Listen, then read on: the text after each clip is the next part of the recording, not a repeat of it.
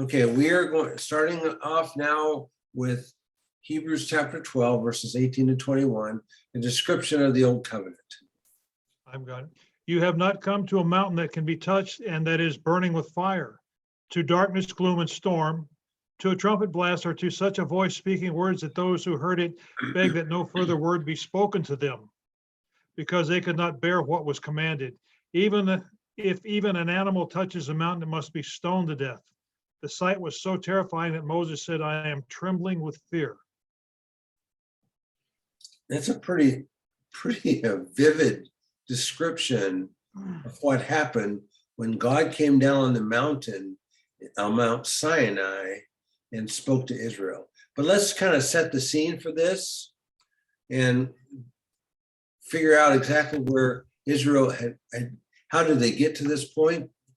So they had escaped Egypt only probably a month or so before this happened. And they had been traveling through the desert. They'd already experienced several challenges. And what's important for us to remember is at each challenge that they faced, God provided the solution. He had to remind them to trust him, but he's provided the solution. The first one, they reached a water hole, and it wasn't just a couple of days out of crossing the Red Sea. And the first water they came to was not drinkable. The Bible says it was bitter, whatever that means, but it was not drinkable. And the people grumbled, and God directed Moses to throw a log in the water. Interesting choice. That was a choice God used. And when Moses obeyed, God made the water drinkable. It wasn't the log that made the water drinkable, God did it. And the Bible says the water became sweet. It was probably really good tasting water after that. When God makes something, he invented water. He knows what it's supposed to taste like. The next challenge they had not too long after that was they ran out of food. There was a lot of mouths to feed. Moses said there were 600,000 men in the company that left Egypt. Well, when you add women and children, that's a pretty big group. A very conservative estimate would be that there would have been 1.5 million people. That's conservative. There's others that think that it was closer to 2.5 million people. That's a lot of people. You have that many people in tents and stuff, and they have animals, they needed a lot of water. They grumbled, and this is food now. They grumbled, and God sent them quails in the evening, and they were able to catch them somehow. And then in the morning, he sent them manna to eat. And God provided manna, which was bread from heaven, every day for 40 years. That's a long time. And then as they continued their trek towards Sinai, as they got closer to near the mountain, they ran out of water again. And God directed Moses to go to this huge big rock and strike it with his staff. And when he did so, God sent water. He sent enough water for the whole group and all their animals. There would have been a lot of water. Could have been like a huge lake. Yeah. But creating water for God was nothing. He created the universe. He created the oceans. So creating water was nothing for him.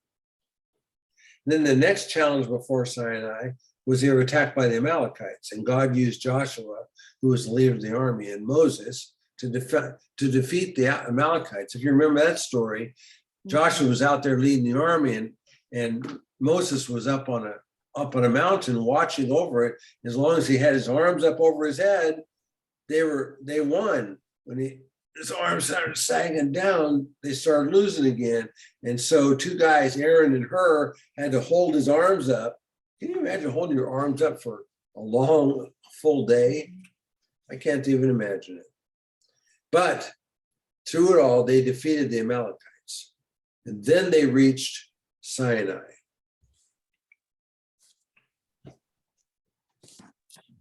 And the kinds of challenges that Israel faced on their way to Mount Sinai, you know,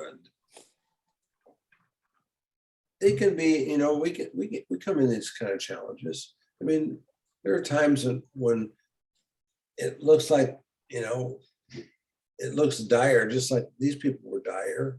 But God always is there. He's always there to help us. But sometimes it takes a lot of faith to believe He's going to do it. And so each one of those challenges strengthens our faith as we see God do it. This problem He solves, then this problem He solves, then this problem He solves. And each time He does that, our faith grows. So God, but they finally got to Mount Sinai, and God met Israel on Mount Sinai, and He did it. There was no mediator. It was just God and Israel.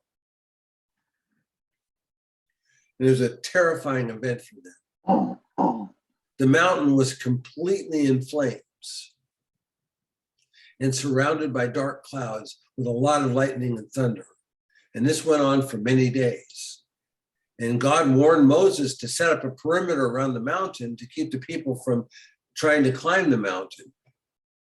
And he said, if anyone crosses the line to go on the mountain, even if it's an animal, they were to die.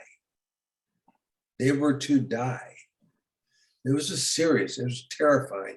And the writer of Hebrews says, even Moses trembled with fear. God revealed Himself to Israel in great power. And it's interesting that we saw a video many years ago of this guy that had explored Mount Sinai in Saudi Arabia, of all places. And he found it, and when he started looking at it, he started looking at some satellite images of it and so forth. And when you look straight down at Mount Sinai, it looks like it was blasted with intense fire and heat from the top down. It looks like somebody lit a bomb up above it, and the blast went down over the mountain. Mm. And when he climbed up there, he found rocks, loose rocks, and they were covered with soot. And he could scrape it off, and they were pink underneath, but they were black on the ground.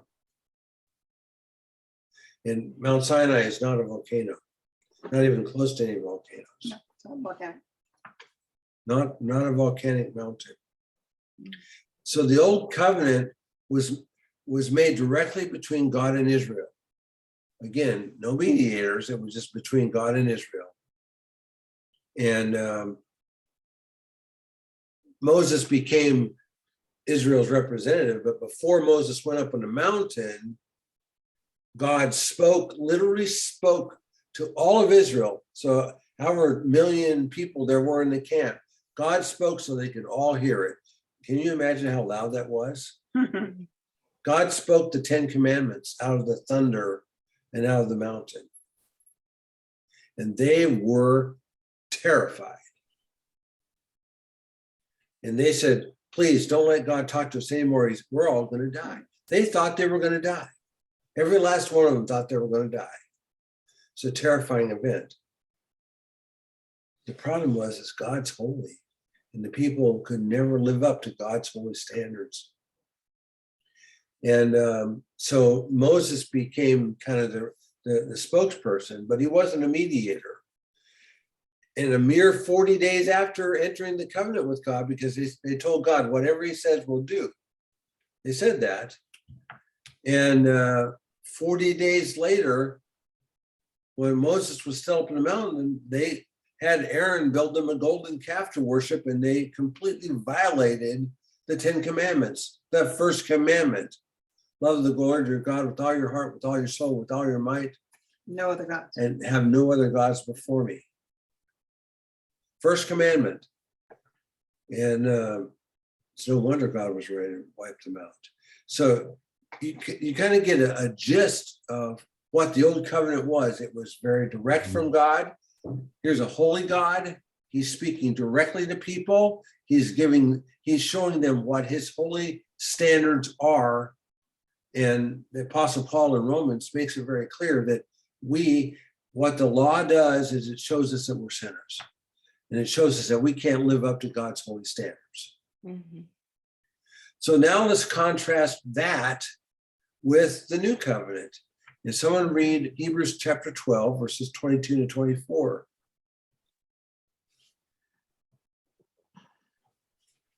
But you have come to Mount Zion and to the city of the living God, the heavenly Jerusalem, and to innumerable angels in festal gathering, and to the assembly of the firstborn who are enrolled in heaven, and to God, the judge of all, and to the spirits of the righteous made perfect, and to Jesus, the mediator of a new covenant, and to the sprinkled blood that speaks a better word than the blood of Abel. Okay, before we get into the details of this passage, I just want to know, and this is something as I was studying it today, the Lord just said, come on, Gary, this is something you need to emphasize. The key difference between the old covenant and the new covenant is what? Jesus.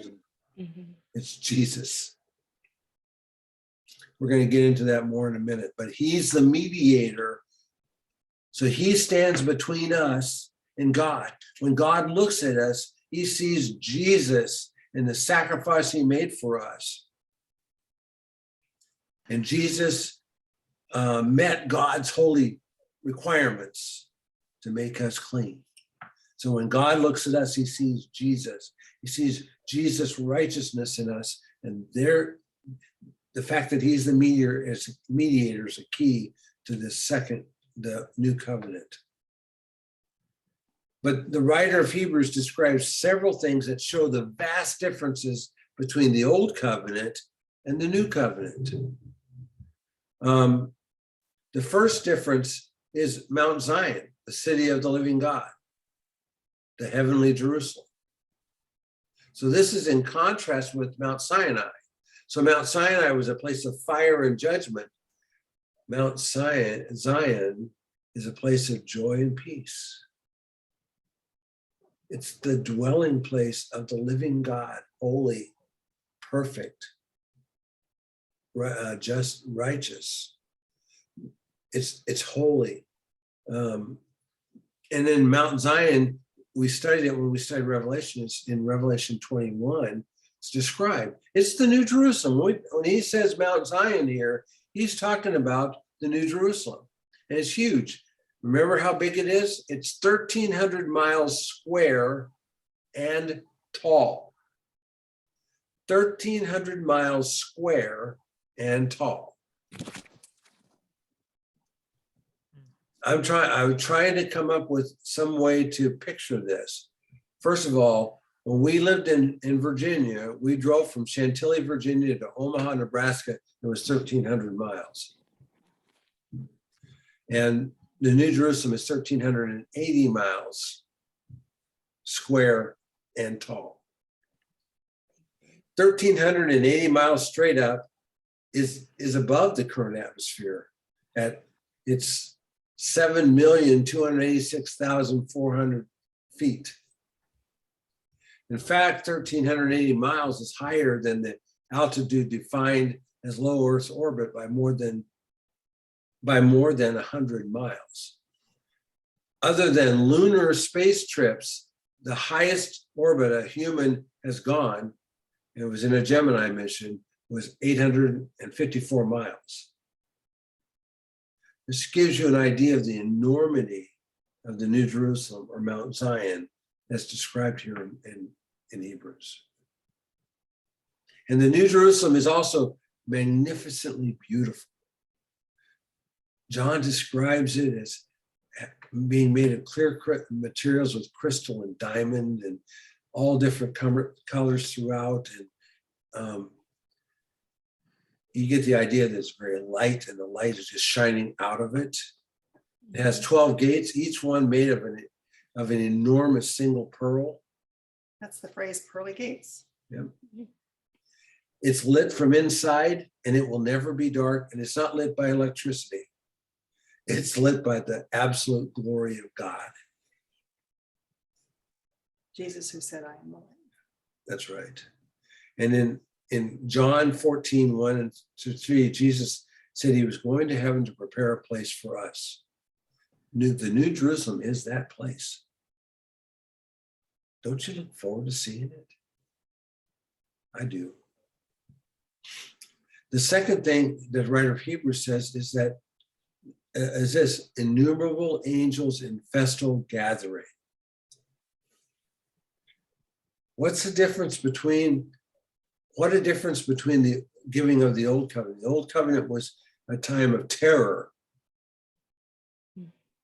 The new covenant sounds like a party to me. Yeah. Oh, what a party. It will be a holy party, a party in praise and worship. It's going to fill us with so much joy, we're going to feel like we're going to burst. Can you imagine? Just thinking of Heather, do you like my party hat? Yeah, it's going to be a time. When I went at church today, our time of worship with the songs and stuff, it was just so sweet.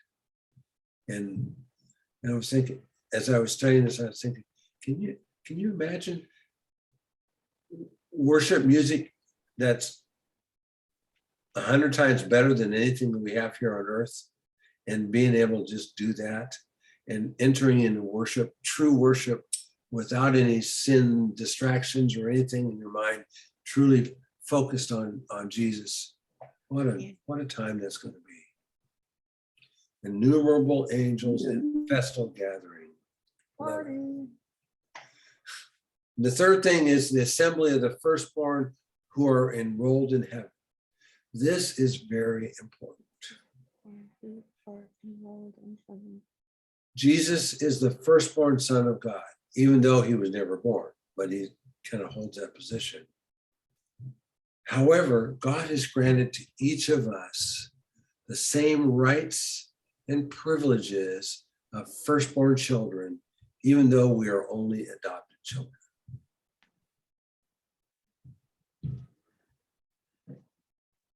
This is the one thing that Jacob and Esau struggled with each other for. But God has granted it to us by his enormous grace.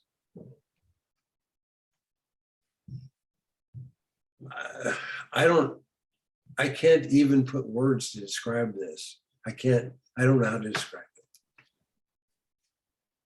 I don't know, maybe you can, but I can't. Can you imagine?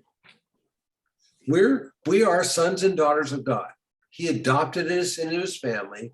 And when he adopted us in his family, he said, okay, not only are you sons and daughters of my sons and daughters, oh, by the way, I'm making you, each one of you, giving you the privileges of being a firstborn son or daughter. That's huge. Everything that God owns, we get. He's going to call. It's like,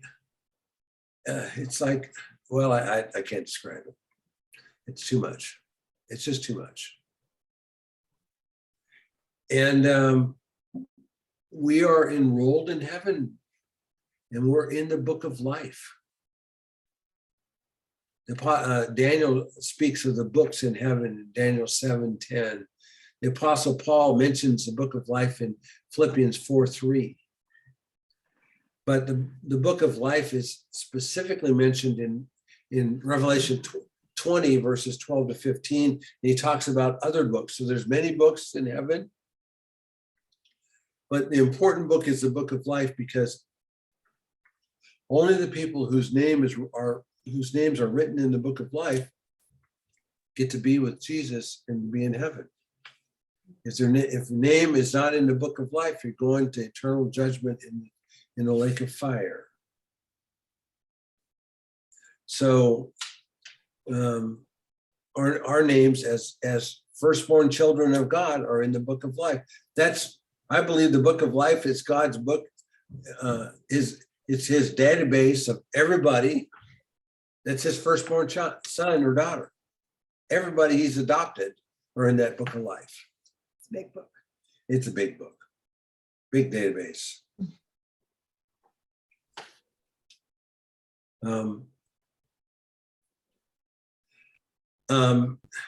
Not in order, going through this passage, but talks about the spirits of the righteous made perfect. I believe that when he's talking about the spirits of the righteous made perfect, it's everybody, all believers from Adam to the present and beyond. It's all believers, us included. We're included with Adam and Abel and Eve and all the people all the way through Noah and then Abraham and Isaac and so forth, all the way through. We're included. When we die, we go into Christ's presence, but we go in spirit, not in body. So when we die, the old body that we're living in right now goes into the grave or wherever it goes. I don't really care what they do to me, my body after I die, because I won't be here anyway.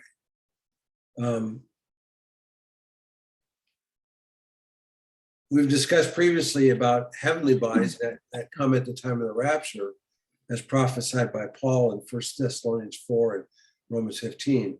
But being only in the spirit, being only a spirit will be fine with me, as long as I'm in heaven. My fingers won't hurt. Yeah, really. Well, think about it. Angels are spirits. Angels are spirit beings, and yet heavenly visitors like the prophets saw them and knew they were very real, even though they're spirits. So I don't know how God does this. I don't understand it. We don't have a need to know, so he hasn't given us any details. But when we go to heaven in the current time before the rapture of the church, we go to heaven as spirits. And then when Jesus comes to rapture the church and collect his bride, then we'll get our heavenly bodies. But until that time, we're in spirits, and that's okay with me. Going to be with God. But I like the phrase righteous made perfect. God wants us to live a righteous life, but we'll never be perfectly righteous in these fallen bodies. But when we get to heaven, we're going to be made totally perfect. We're going to become holy as God is holy. Because we will see him as he is. I am so looking forward to that. This is one of the promises that I hold on to hard. I cling to. So I'm so looking forward not to get the struggle over of sin, that whole sin struggle. What a pain. And then the next thing is God, the judge of all. The New Jerusalem will be God's dwelling place. I'm looking forward to that. And he is the judge of all. He's the one, he's in charge. He is the judge. He's the perfect judge. God is, but he has to be a judge. That's part of his Godhead. He's perfectly loving. He's perfectly gracious and merciful, but he's also perfectly just. And he has to judge. He has to judge sin. He just has to, because of his holiness. And the beauty of that is he has to judge sin, but he said, okay, I'm going to make a way. And Jesus now is the mediator. Jesus has paid for our sin, so we're covered from that judgment that's taken care of. God made a way that we could be saved. And then now I want to talk a little bit more about Jesus being the mediator of the new covenant. He is the mediator. He's the one that stands between us and God. God at Sinai, when he describes the old covenant, it was a very terrifying thing. There was no one between them. There was no one standing between Israel, the people of Israel, and God. God was holy and just, He was on the mountain in fire and great power. But in the new covenant, Jesus is the mediator. He stands between us and God. And like I said before, so when God looks at us, he sees Jesus. And he sees us as pure and holy because he's looking at us through Jesus' holiness. Good thing. And then when we get to heaven, we will be pure and holy because the old nature will be gone.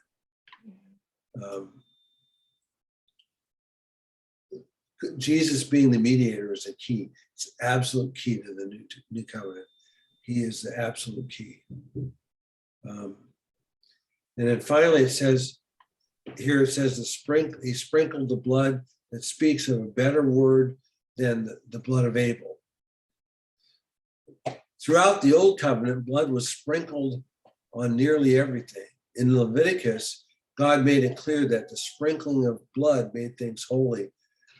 Martha and I are reading through the Bible, and this morning we were reading about in Second Chronicles about how Hezekiah initiated the Passover.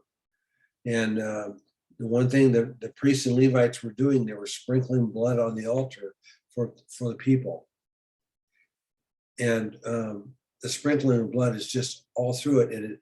And we talked about it throughout Hebrews, Hebrews 9, 11 to 14, Hebrews 9, 24 to 28, Hebrews 10, 19, Hebrews 10, 29, and so forth.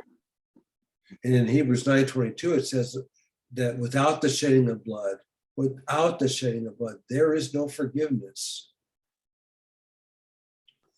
Genesis 4:10 said that the blood of Abel cried to God, presumably for vengeance.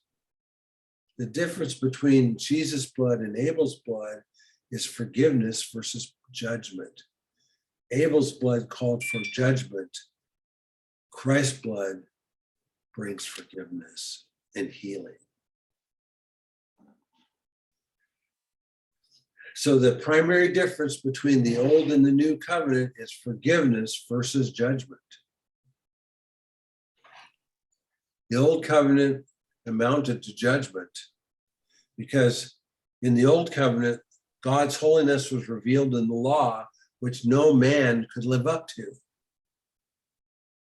And in the new covenant, Jesus is the mediator and brings us forgiveness. And that's the difference between the old covenant and the new covenant. The old covenant was born of fear and ended in fear. The new covenant was born of Jesus Christ and will end in joy and celebration. Innumerous angels in festal gathering. Party. What a party. Awesome. So I kind of went through that pretty fast and didn't give you guys a chance to talk, but I just, this was just too good. Questions or comments? It really was good. I've got a question. Okay, You were saying that when we die, our body goes to the grave and our spirit goes to heaven. Where is our soul soul and spirit, it's soul and spirit. together? They're together, yeah. It's just the physical part that's left. Yeah, I saw a really good cartoon on Facebook today. Somebody posted it on their feed and whatever it said, but it showed an old man fishing, and somebody asked him, about how do you feel old or anything? He says, I felt the same from the time I was young until the time I'm old. I don't feel old or young. I just am. And that's our spirit and our soul within us. Evidence of eternity. And that's the evidence of eternity. Amen. And when, I've got another question too. This is about the book of life. yeah, Somewhere along the way through the years in studying, I had heard that God had a book of life and Jesus had the Lamb's book of life, that your name could be erased from God's book of life and only added to the Lamb's Book of Life. Can you clarify that for better understanding? Well, And in the end, after the Great White Throne, God's Book of Life and the Lamb's Book of Life would match. The same names would be in both books. it's, the references are unclear, And not much of them. and there's not many references, and so theologians speculate on this. There are many that believe that God puts everybody's name in the book, and that when they reach the age of accountability or they reach a point where they can no longer make a choice for God, their name is erased from the book, such that he has the book of life has everybody's name to start out with, and it's erased, and their name is erased that's- at the point of no return. But that's pure It's speculation. pure speculation. And I've not heard any conservative theologians that talk about two book of life, God's book of life or the Lamb's book of life. We just don't know. We just don't know.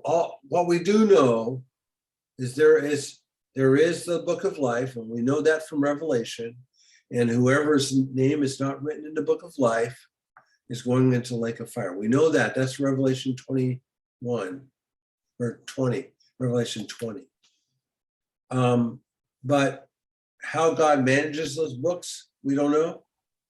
But I firmly believe that God has a book, and I don't know what he calls it, but I firmly believe that he has a book, and I think it is the book of life.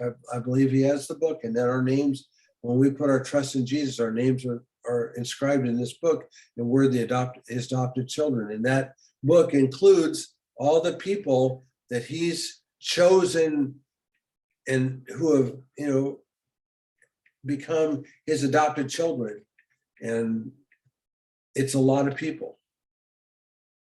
It's a lot of people. When you I think, did a study, and off the top of my head, I remember there is a book of deeds also. well, there's many books. We know that there are many books. But I Yeah. think there's 5 mentioned. Again, I'm recalling something from 6, 7, 8 years ago of researching, but I just remember the deeds. But I think the deeds are read at the Great White Throne, if I'm not mistaken. At the Great White Throne Judgment, and there is that is mentioned, the fact that we get the idea that at the Great White Throne Judgment, people are thrown into the lake of fire But that's the book For- for non-believers. for That's not- non-believers, but there's also many theologians, and I agree with them, believe that there are degrees of punishment for people that Yeah. that are going into the lake of fire, that some is based upon the things that they did. And it says the books are opened in Revelation 20. It says the books were opened, and people are judged based upon what they did. But the primary thing is, did you accept Jesus Christ or not? And if you didn't, you've got you're a going to the lake of fire, but there are degrees of torment in the lake of fire. So someone very wicked like Stalin, for example, is going to have a much more severe punishment going through eternity than somebody like that just never heard and did pretty good things in their lives, never were But it's, horribly wicked. we're getting seriously into speculation. Oh, yeah, it is speculative because it doesn't say much. And you just can't get dogmatic about something like that. You just can't. Nope. The key is that to have your name in the book of life. That's the key.